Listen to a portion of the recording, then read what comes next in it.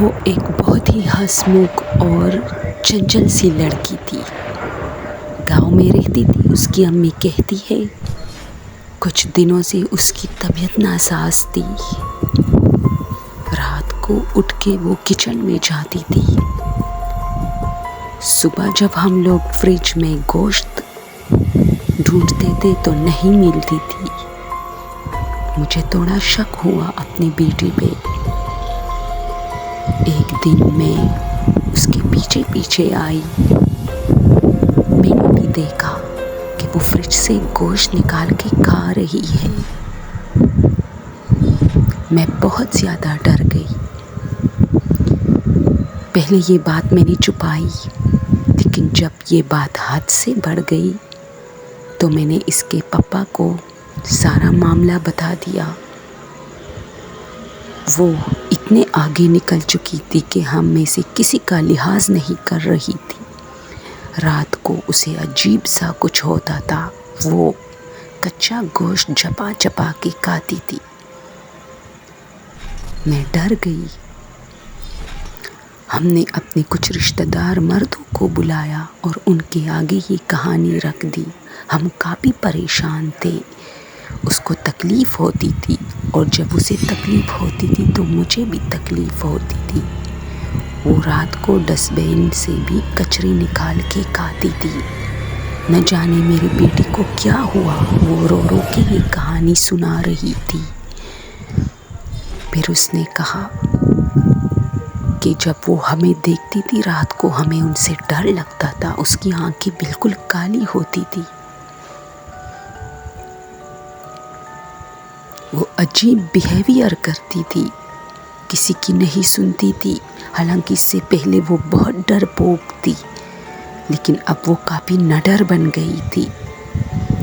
हम सबको घड़ी घड़ी सुनाती थी।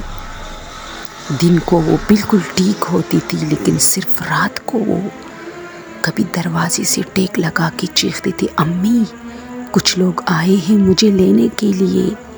मैं डर जाती थी, उसे हौसला देती थी कि कोई नहीं है, लेकिन पता नहीं उसे क्या नज़र आता था।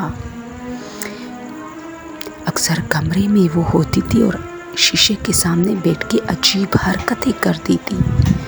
मैं तो बहुत डरती थी। सारे रिश्तेदारों में बात फैल गई।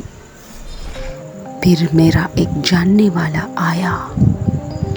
उसने कहा फिक्र नहीं करो, इसे किसी मौलवी के पास लेके जाते हैं। किसी जिन का साया है या शायद काला जादू। मुझे कुछ समझ नहीं आ रहा था, लेकिन जब हम लोग गाड़ी में बैठे कुछ देर चलने के बाद उसने ज़ोर लगाना शुरू किया। वो गाड़ी से चिल्लाम लगाना चाहती थी। उसे पता चल गया था। हालांकि हमने ऐसा कुछ नहीं कहा था उसे, जैसे वो हमें देख रही हो। उसने कहा मुझे नहीं जाना। हम ज़बरदस्ती उसे मौलवी के पास लेके गए बड़ी मुश्किल से, और उसने दम किया। कुछ दिनों तक उसकी तबीयत ठीक थी, लेकिन अचानक फिर उसकी तबीयत ख़राब है। आप सबसे दुआ की अपील है कि उस बच्ची के लिए दुआ कीजिए कि न जाने उसे क्या हुआ है। किसी मौलवी के पास, किसी हाकिम के पास कुछ दिनों के लिए बस सिर्फ इसका इलाज होता है। इसके अलावा वो फिर ऐसी ही हो जाती है। हम लोग काफ़ी परेशान हैं। उसने कहा अपने चैनल पे ज़रूर अपील करो। अपने चैनल पे ज़रूर अपील करो लोगों से, ताकि मेरी बच्ची के लिए दुआ करें। दोस्तों, ये एक रियल स्टोरी है जो कि गांव में पेश आई है। सो प्लीज़ आप लोग इस बच्ची के लिए दुआ कीजिए। Thank you so much.